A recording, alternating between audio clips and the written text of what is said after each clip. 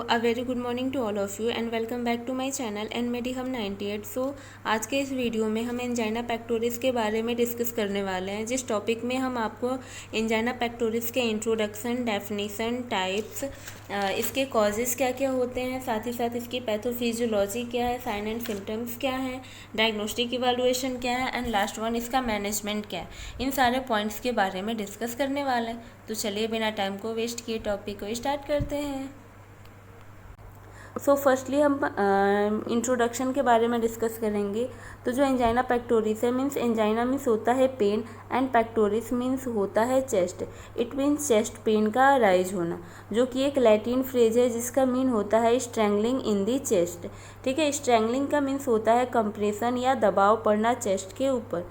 ठीक है, जो स्ट्रैंगलिंग वर्ड है ये एक मेडिकल टर्म है जिस दौरान मीन्स अगर जो पर्सन है उसे एंजाइना पेक्टोरिस अगर अपीयर होता है तो उस दौरान मायोकार्डियल इस्कीमिया की कंडीशन या सिम्टम्स अपीयर होते हैं या दिखाई देना शुरू करते हैं, जो कि कोरोनरी आर्टरी के फेल होने की वजह से properly blood supply and oxygen myocardium तक डिलीवर्ड नहीं होता है। इसकी वजह से ही मायोकार्डियल इस्कीमिया की कंडीशन डेवलप हो जाती है, जिस दौरान जो O2 सप्लाई है वो इम्बैलेंस हो जाएगा या जो ऑक्सीजन की डिमांड है वो डिक्रीज आउट होती है, जिसकी वजह से एंजाइना पेक्टोरिस जैसी डिजीज अपीयर हो जाती है। ओके, नेक्स्ट हम डिस्कस करने वाले हैं definition of angina pectoris.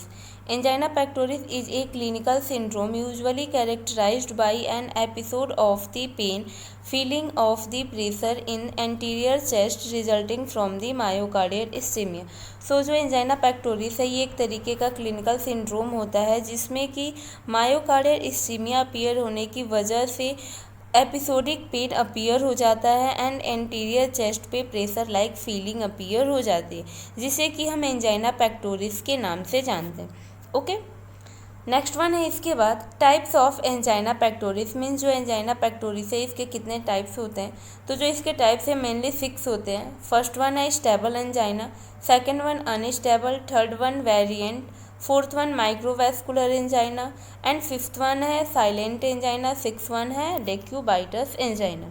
Okay, एक एक करके इन सारे टाइप्स को हम डिस्कस करने वाले हैं, जिसमें हम इसके फर्स्ट टाइप में हम बताएंगे कि स्टेबल एंजाइना क्या होता है।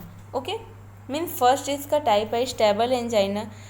It is brought on when heart is working harder than usually, such as during exercise, but the symptoms are relieved by rest or medications. Means इसमें जो पर्सन है या जो स्टेबल एंजाइना है वो हार्ड वर्क करने की वजह से अपीयर होता है। मीन्स अगर जो पर्सन है वो कंटिन्यू एक्सरसाइज कर रहा है या अदर कोई हैवी वर्क कर रहा है, हैवी लिफ्टिंग कर रहा है, तो उसकी वजह से स्टेबल एंजाइना अपीयर हो जाता है। बट जो पर्सन है अगर वो रिलीफ करता है या रेस्ट या कंफर्ट प्रोवाइड करता है तो उस दौरान जो इसके सिम्टम्स होते हैं वो कम हो जाते हैं या डिक्रीज आउट हो जाते हैं। ठीक है, मीन्स रेस्ट या मेडिकेशंस उसे प्रॉपरली प्रोवाइड करें तो उस दौरान जो स्टेबल एंजाइना है उससे उसके जितने भी सिम्टम्स होते हैं उससे रिलीफ पेशेंट को मिल जाता है। ठीक है, मीन्स इस दौरान स्टेबल एंजाइना के दौरान जो पर्सन होता है उसके अंदर जो O2 की डिमांड होती है वो इंक्रीज कर जाती है। मीन्स ऑक्सीजन की डिमांड इंक्रीज कर जाती है। ओके, जिसकी वजह से स्टेबल एंजाइना अपीयर होता है। नेक्स्ट है इसके बाद सेकेंड पॉइंट अनस्टेबल एंजाइना। तो जो अनस्टेबल एंजाइना है ये एक डेंजरस कंडीशन होता है। मीन्स इसमें जो पर्सन है उसे इमरजेंसी ट्रीटमेंट की रिक्वायरमेंट होती है या नीड होती है। ठीक है, इस टाइप के जो एंजाइना है ये बिना किसी फिजिकल एक्सर्शन यानी बिना किसी फिजिकल एक्टिविटी के ही अपीयर हो जाता है, जिसमें पर्सन अगर उसे रेस्ट या मेडिकेशन प्रोवाइड किया जाए तब पर भी उसे रिलीफ नहीं मिलता है। ठीक है, इस कंडीशन में जो पर्सन है उसके बॉडी के अंदर या जो उसकी आर्टरी है उसमें ब्लड क्लॉट की वजह से या टोटली ब्लॉकेज की वजह से अनस्टेबल एंजाइना अपीयर होता है। इसी वजह से इसमें इमरजेंसी ट्रीटमेंट की ज़रूरत होती है, जो कि एक डेंजरस कंडीशन है। ओके, नेक्स्ट पॉइंट है इसके बाद third variant angina. Variant angina means this type of angina occurs during period of rest usually at night. Means इस टाइप के जो एंजाइना पेक्टोरिस है वो स्पेशली नाइट में ही अपीयर होता है। मीन्स जब पर्सन रेस्टिंग पोजीशन में जाता है तो उस दौरान वेरिएंट टाइप एंजाइना अपीयर हो जाता है। ठीक है, इस टाइप के एंजाइना में क्या होता है कि जो पर्सन है उसकी कोरोनरी आर्टरी में सीवियर स्पाज्म की वजह से अपीयर होता है। मीन्स जो पर्सन है अगर उसके अंदर हार्ट वॉल्व डिजीज या अनकंट्रोल हाई ब्लड प्रेशर की कंडीशन है तो उसकी वजह से वेरिएंट टाइप एंजाइना अपीयर होता है। ठीक है, इसका एक अदर नेम है जिसको कि हम प्रिंजमेटल एंजाइना के नाम से भी जानते हैं। ओके, सो इसके हम नेक्स्ट टाइप को डिस्कस करेंगे जिसको कि हम कहते हैं माइक्रोवैस्कुलर एंजाइना। सो माइक्रोवैस्कुलर एंजाइना क्या होता है? It is the type of angina their patient have chest pain but don't have blockage in the coronary artery। ठीक है, मीन्स इस टाइप का जो माइक्रोवैस्कुलर एंजाइना है इसमें जो पर्सन है उसके अंदर चेस्ट पेन तो अपीयर होता है बट किसी तरीके के कोई कोरोनरी आर्टरी के अंदर किसी भी तरीके का ना ही कोई ब्लॉकेज रहता है एंड ना ही जो आर्टरी है उसमें ब्लड की क्लॉटिंग हुई रहती है। ठीक है, बट फिर भी प्रॉपर नरिशमेंट न होने की वजह से मीन्स जो कोरोनरी आर्टरी है या जो ब्लड वेसल्स है उसमें पुअर नरिशिंग होने की वजह से माइक्रोवैस्कुलर एंजाइना अपीयर होता है हार्ट के अंदर। ओके, सो नेक्स्ट है इसके बाद साइलेंट एंजाइना। साइलेंट एंजाइना क्या है? तो साइलेंट एंजाइना को हम साइलेंट इस्चीमिया के नाम से भी जानते हैं जो कि एंजाइना पेक्टोरिस से ही रिलेटेड होता है। ठीक है, मीन्स जिसमें कि जो पर्सन है उसकी O2 डिमांड जो है वो डिक्रीज आउट होने लगेगी, यानी ऑक्सीजन लेवल अगर डिक्रीज आउट होगा तो उसकी वजह से चेस्ट पेन या अदर सिम्टम्स हार्ट के अंदर अपीयर हो जाते हैं। ठीक है, जिसको कि हम साइलेंट एंजाइना के नाम से जानते हैं। ठीक है, नेक्स्ट है इसके बाद लास्ट डेक्यूबाइटस एंजाइना। जो डेक्यूबाइटस एंजाइना है मीन्स इस टाइप के जो एंजाइना पेक्टोरिस है वो टॉक्सिमल पेन अपीयर हो जाता है। ठीक है, टॉक्सिमल पेन लाइक अगर जो पर्सन वो सिटिंग पोजीशन में है या स्टैंडिंग पोजीशन में है, ठीक है, यानी sit up and stand up के दौरान जो पर्सन है उसके अंदर डेक्यूबाइटस एंजाइना अपीयर होगा। मीन्स उस टाइप के चेस्ट पेन को हम डेक्यूबाइटस एंजाइना पेक्टोरिस के नाम से जानते हैं। ओके, सो नेक्स्ट हम इसके बाद डिस्कस करेंगे causes of angina pectoris. So जो एंजाइना पेक्टोरिस है means there are two main causes. जो एंजाइना पेक्टोरिस है इसके मेनली 2 कॉजेज ही होते हैं। फर्स्ट वन है decrease blood supply in the heart and second one है increase blood demand in the heart. ठीक है, यानी कि एक कंडीशन में अगर ब्लड सप्लाई डिक्रीज आउट हो जाता है तो उसकी वजह से भी एंजाइना पेक्टोरिस कॉज होगा एंड कुछ कंडीशंस में जो ब्लड की डिमांड होती है अगर वो इंक्रीज कर जाएगा तो उसकी वजह से भी एंजाइना पेक्टोरिस की जो कंडीशन है या डिजीज़ है वो अपीयर हो जाएगी। ठीक है, तो चलिए फर्स्ट को हम डिस्कस करते हैं decrease blood supply in the heart, जिसमें फर्स्ट पॉइंट है कोरोनरी आर्टरी डिजीज, यानी कि CAD की कंडीशन अगर है तो उसकी वजह से भी एंजाइना पेक्टोरिस अपीयर हो जाएगा। ठीक है, CAD जो डिजीज़ है इसको मैंने अपने प्रीवियस वीडियो में डिस्कस किया है। अगर आपने उस वीडियो को नहीं देखा है तो इस वीडियो के डिस्क्रिप्शन में मैं CAD यानी कोरोनरी आर्टरी डिजीज़ का लिंक दे दूँगी, आप वहाँ से भी उस वीडियो को देख सकते हैं। ओके, सो सेकेंड वन है circulatory disease. Circulatory disease like aortic valve stenosis. ठीक है, मीन्स जो आयोटिक वॉल्व है उसके अंदर स्टेनोसिस का होना। स्टेनोसिस का मतलब होता है नैरोइंग। ठीक है, यानी नैरोइंग मीन्स जो वॉल्व है उसका नैरो होना या पतला होना। ओके, नेक्स्ट वन है इसके बाद आयोटिक एन्यूरिज्म। आयोटिक एन्यूरिज्म का मीन्स क्या होता है? एन्यूरिज्म की कंडीशन में जो आर्टरीज होती है means balloon like swelling in the artery, means जितनी भी आर्टरीज होती है उसमें बलून लाइक स्वेलिंग होना ही एन्यूरिज्म की कंडीशन कहलाता है। ठीक है, या अगर सिंपल वे में कहे तो distension of coronary artery lumen, means जो कोरोनरी आर्टरी उसका डिस्टेंड हो जाना या बलून लाइक उसका इन्फ्लेटेड हो जाना ही आयोटिक एन्यूरिज्म कहलाता है। ओके, सो नेक्स्ट है इसके बाद blood disorder like severe anaemia का होना। नेक्स्ट वन है हाइपोक्सिया, मीन्स जो हाइपोक्सिया मीन्स जो ऑक्सीजन लेवल है उसका डिक्रीज आउट होना, मीन्स सेल एंड टिश्यूज में ऑक्सीजन की लेवल का डिक्रीज आउट होना। ओके, सो नेक्स्ट है इसके बाद second, increase blood demand in the heart, means इसमें एक्सेसिव एक्सरसाइज की वजह से, एक्सेसिव फैट इंटेक की वजह से, या एक्सेसिव इमोशनल लेवल, ठीक है, या स्ट्रेस लेवल के इंक्रीज होने की वजह से भी एंजाइना पेक्टोरिस जैसी डिजीज अपीयर होने के चांसेस बने रहते हैं। ठीक है, यानी कि फर्स्ट में मैंने आपको बताया डिक्रीज ब्लड सप्लाई, यानी ब्लड की सप्लाई हार्ट में डिक्रीज आउट होने की वजह से, या ब्लड का जो डिमांड है उसके इंक्रीज होने की वजह से भी जो एंजाइना पेक्टोरिस है वो कॉज हो सकता है। ओके, सो नेक्स्ट है इसके बाद इसके कुछ अदर कॉजेज जिसकी वजह से भी चांसेस रहते हैं कि जो पर्सन है उसके अंदर एंजाइना पेक्टोरिस जैसी डिजीज़ अपीयर हो सकती है। लाइक अगर पर्सन बहुत ज़्यादा हाइपरटेंसिव है, मीन्स हाइपरटेंशन जैसी डिजीज उसके अंदर है, तो उसकी वजह से भी उस पर्सन के अंदर एंजाइना पेक्टोरिस या चेस्ट पेन अपीयर हो सकता है। ठीक है, एज यानी कि पर्टिकुलर एज में जो मेल एंड फीमेल होते हैं, ठीक है, या स्पेशली अगर कहें तो जो ओवर एज पर्सन होते हैं उसमें एंजाइना पेक्टोरिस की कंडीशन ज़्यादातर सीन आउट होती है। ठीक है, साथ ही साथ जो पर्सन है उसके अंदर बैड हैबिट्स है, लाइक स्मोकिंग करना, टोबैको च्युइंग करना, ठीक है, या अल्कोहल एब्यूज़ करना, या इसके अलावा मीन्स अदर बैड हैबिट्स हैं, तो उसकी वजह से भी चांसेस रहते हैं कि एंजाइना पेक्टोरिस अपीयर हो सकता है। ओके, या साथ ही साथ सम अदर हार्ट डिजीज़, यानी कि एंजाइना पेक्टोरिस के अलावा अदर भी कोई हार्ट डिजीज़ है, ठीक है, जैसे मिट्रल स्टेनोसिस का होना, कार्डाइटिस का होना, मायोकार्डाइटिस का होना, ठीक है, या इसके अलावा और भी हार्ट से रिलेटेड डिजीज़ अगर बॉडी में प्रेजेंट है तो उसकी वजह से भी एंजाइना पेक्टोरिस कॉज हो सकता है।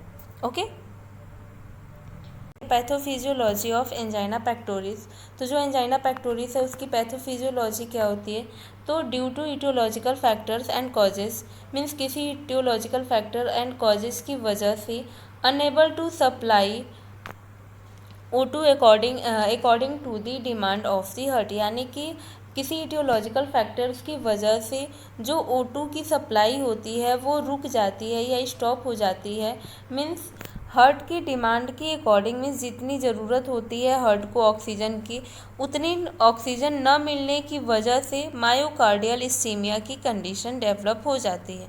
ठीक है, जो कि एंजाइना पेक्टोरिस को कॉज करता है। ओके, नेक्स्ट वन है इसके बाद sign and symptoms. Sign and symptoms क्या क्या अपीयर हो सकते हैं या सीन अप हो सकते हैं, तो मेन इसका साइन होता है चेस्ट पेन का अपीयर होना।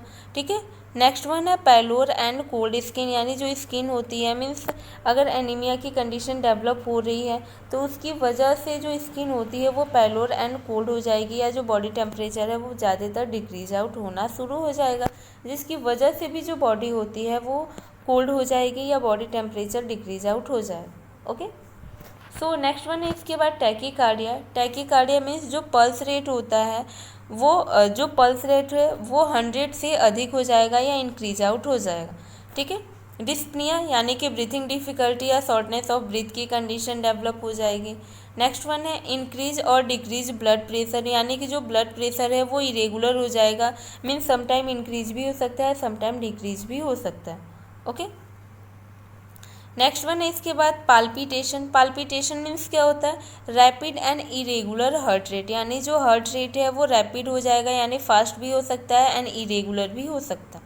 ओके, नेक्स्ट वन है इसके बाद हार्ट बर्न सेंसेशन, मीन्स जो पर्सन है उसको हार्ट में ऐसी फीलिंग आए, बर्न लाइक फीलिंग या सेंसेशन अपीयर हो जाएगा। ठीक है, साथ ही साथ जो पर्सन है उसके अंदर वीकनेस, रेस्टलेसनेस, एंजाइटी बनी रहेगी, जिसकी वजह से या इसके अलावा और भी सारे सिम्टम्स अपीयर हो सकते हैं, लाइक मेंटल टेंशन का अपीयर होना, डिप्रेशन का अपीयर होना। ठीक है, समटाइम नॉइज़ या वॉमिटिंग की कंडीशन भी मतलब देखने को मिलती है या अपीयर हो सकती है। ठीक है, चेस्ट में सीवियर पेन का होना या इंटेंस लाइक पेन होना, मीन्स बहुत सारे सिम्टम्स अपीयर हो सकते हैं। ठीक है, नेक्स्ट इसके बाद हम डिस्कस करेंगे diagnostic evaluation. Diagnostic evaluation means कौन कौन सी जांच कराई जाती है, तो डायग्नोसिस में हम फर्स्टली करेंगे हिस्ट्री टेकिंग फिजिकल एग्जामिनेशन। ठीक है, जो कि कॉमन है, नेक्स्ट वन है इसके बाद चेस्ट एक्सरे करना, ईसीजी के दौरान एसटी सेगमेंट जो होता है वो एलिवेट रहेगा। ओके। नेक्स्ट वन है कोरोनरी एंजियोग्राफी मीन्स जो कोरोनरी आर्टरी होती है उसमें हम एक डाई को इंजेक्ट करते हैं प्रॉपरली ऑब्स्ट्रक्शंस को, या जो भी मतलब ऑब्स्ट्रक्शन या ब्लड क्लॉट हुआ है उसको प्रॉपरली फाइंड आउट करने के लिए। ठीक है। नेक्स्ट वन है इकोकार्डियोग्राफी मीन्स जो हार्ट का रेट रिदम होता है, ठीक है, या जो साउंड प्रोड्यूस हो रहा है उसको प्रॉपरली डायग्नोस करने के लिए इकोकार्डियोग्राफी करेंगे। नेक्स्ट वन है इसके बाद cardiac catheterisation means coronary artery के ब्लॉकेज को देखने के लिए, सीन आउट करने के लिए कार्डियक कैथेटराइजेशन का यूज़ किया जाता है। साथ ही साथ ब्लड टेस्ट करेंगे मीन्स अभी मैंने आपको जितने भी डायग्नोसिस बताए उसको मैंने अपने प्रीवियस वीडियो में कोरोनरी आर्टरी डिजीज़ के टॉपिक में डिस्कस किया। ठीक है। अगर आपने उस वीडियो को नहीं देखा है तो लिंक में मैं इसका डिस्क्रिप्शन में मैंने इसका लिंक दे दिया, आप वहाँ से भी वीडियो को देख सकते हैं। ठीक है। नेक्स्ट पढ़ेंगे इसके बाद हम मैनेजमेंट में स्पेशली हमें पढ़ना है मेडिकल मैनेजमेंट के बारे में। ठीक है। मेडिकल मैनेजमेंट या फार्माकोलॉजिकल मैनेजमेंट या ट्रीटमेंट हम उसे क्या क्या प्रोवाइड कर सकते हैं। तो फर्स्ट है वैसोडाइलेटर इसका वर्क होता है increase blood flow of myocardium means heart के अंदर ब्लड के लेवल को इंक्रीज करना या फ्लो को इंक्रीज करना, जिसके लिए हम नाइट्रेट्स या नाइट्रोग्लिसरीन ड्रग यूज़ में लेते हैं। ओके। सो सेकेंड वन है इसके बाद बीटा ब्लॉकर का वर्क क्या होता है, decrease the work load of the heart यानी हार्ट के ऊपर पड़ने वाले प्रेशर को या वर्क लोड को डिक्रीज आउट करना, जिसके लिए हम ड्रग में प्रोपेनोलॉल या एटिनोलॉल जैसे ड्रग का यूज़ करते हैं। जो प्रोपेनोलॉल है उसका जो अमाउंट है वो 20 to 40 mg होता है, एंड जो एटिनोलॉल है उसका जो अमाउंट होता है वो 20 to 50 mg होता है। ओके। नेक्स्ट वन थर्ड है इसके बाद कैल्शियम चैनल ब्लॉकर का काम क्या होता है, दे improve coronary blood flow means जो कोरोनरी आर्टरी है उसमें ब्लड के फ्लो को इंक्रीज करने का काम होता है कैल्शियम चैनल ब्लॉकर का। ठीक है। जिसमें कि हम वेरापेमिल या नेफिडिपिन जैसे ड्रग्स का यूज़ करते हैं। ओके। सो नेक्स्ट है इसके बाद फोर्थ ओपियोइड्स एनाल्जेसिक का काम क्या होता है, मीन्स ये जो ओपियोइड्स एनाल्जेसिक है इसे हम पेन को रिड्यूस करने के लिए देते हैं like morphine sulphate. Okay. Next one last है इसके बाद एंटीप्लेटलेट्स का काम, एंटीप्लेटलेट्स जो ड्रग है उसमें हम एस्पिरिन मीन्स जो एस्पिरिन है उसे प्रोवाइड करेंगे जिसका डोज होता है 70 to 150 mg। ओके।